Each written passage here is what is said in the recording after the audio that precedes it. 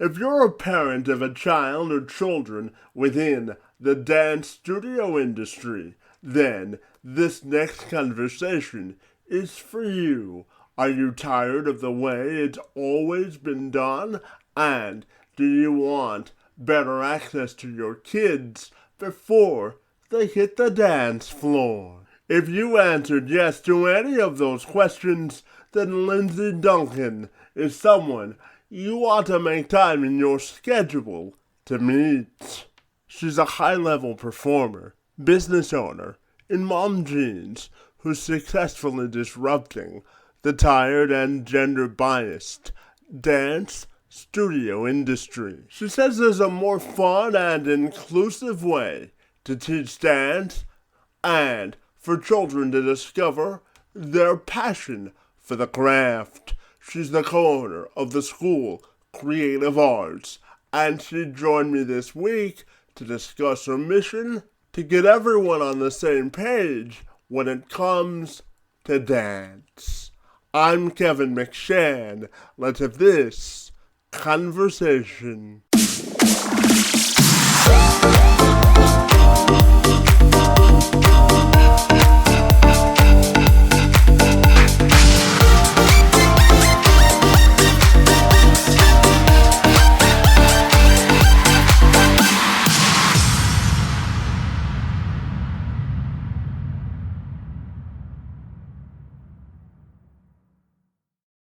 Duncan commenced our conversation by outlining the reasons why it's so important for her to be on the front lines and being a leading voice in redefining our perception of the industry she loves.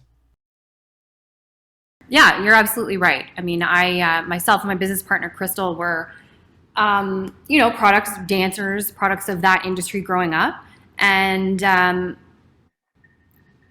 while it was great and it was a good experience, I always believed that it could become better. So some of the specifics we started to notice as we were teaching at other studios and sort of making the rounds is that over a 25-year period, we weren't seeing any changes, specifically changes from a cultural perspective. So, right down to the aesthetics. Like you go in, it's kind of crowded, the mats are a little bit stinky, and there's a real secretiveness around being a dancer.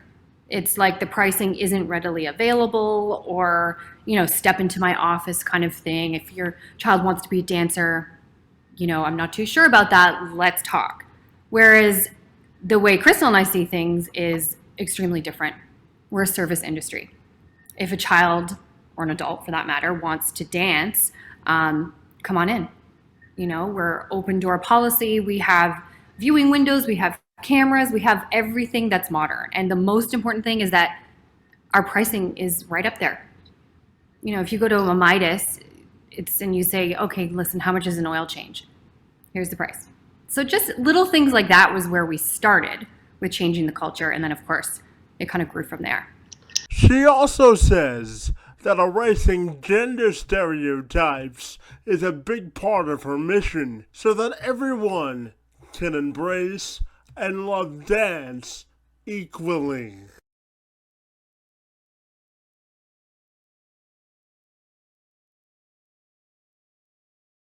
Definitely. So after we kind of tackled the aesthetic reasons that we wanted to make a change, make things cooler, we really started to tackle okay, so there's a fundamental problem going on here. Dance studios from the beginning, as far as I can remember, and further, there's a stigma. There's pink tutus everywhere. The language is very gender biased. Your little princess can learn this, great for girls, little girls, this, that. Not to say that females don't want to dance, of course they do, but so do men and males and boys and anyone who identifies as any gender should be welcome. And they don't think they should be reading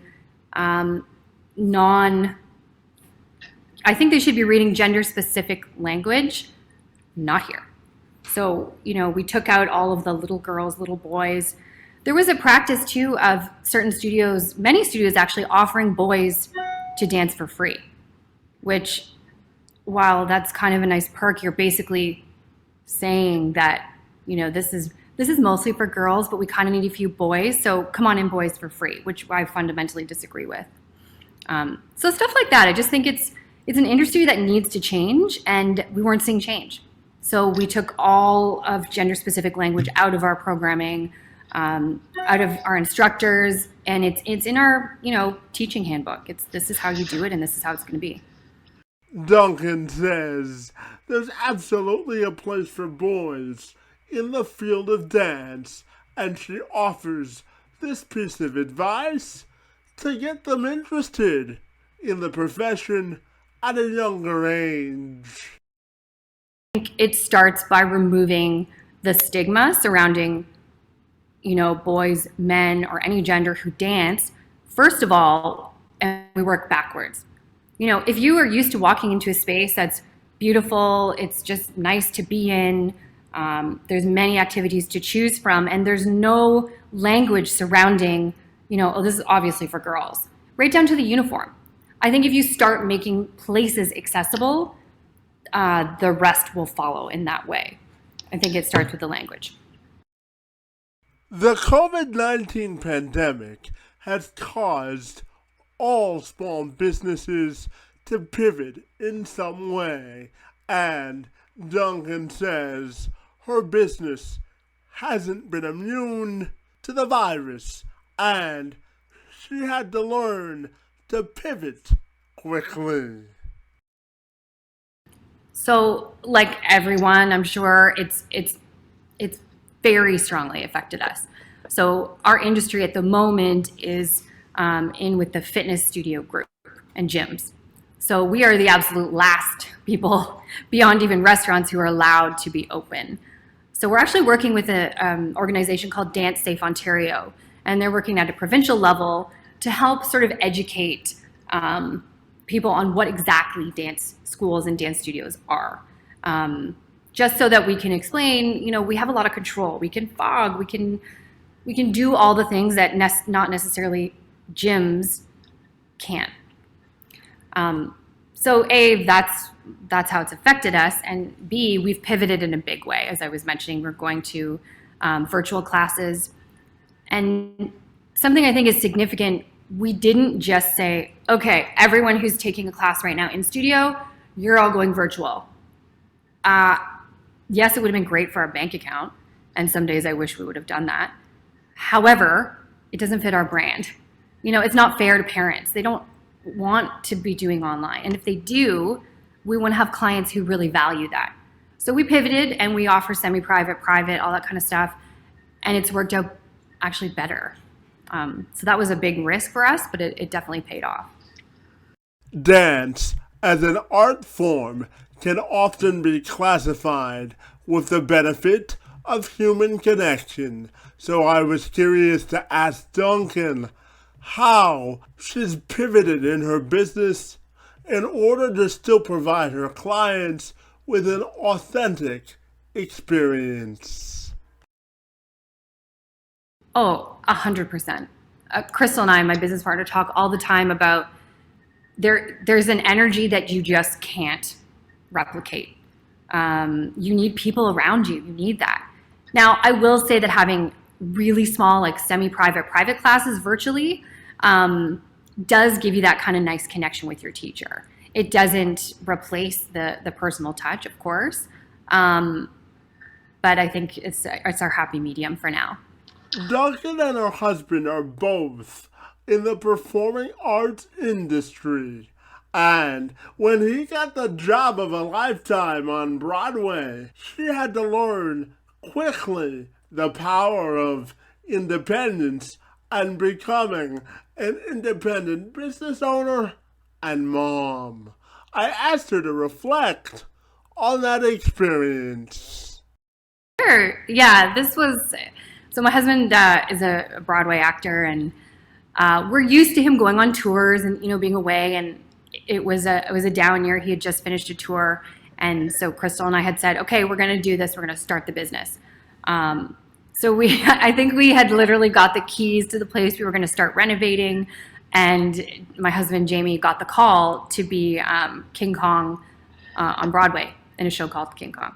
Well, that's kind of cool. Yeah, it was so cool, and it's, we're not going to say no to that opportunity, but I still have, my daughter was not in school yet.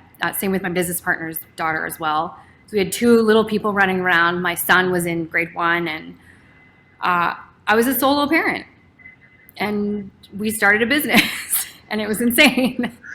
But I mean, you do what you have to do, and it worked out. It was good. Duncan has had a passion for dance and the performing arts since she was a little girl, so I asked her where her undeniable passion comes from. Existentially, I have no idea where the passion comes from. I mean, my parents are very, very creative.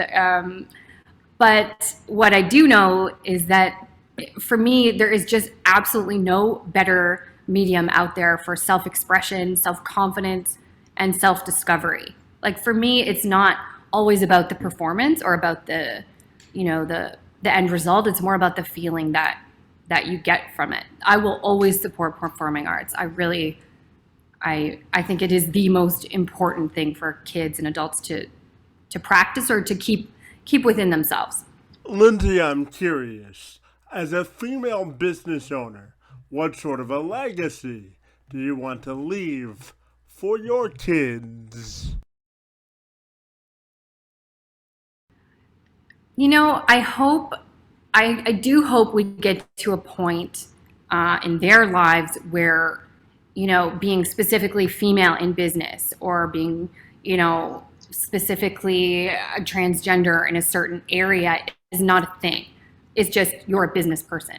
And I know that's altruistic. So for this moment in time, I hope what they see is that strong female leads, strong female business owners, including my business partner, Crystal.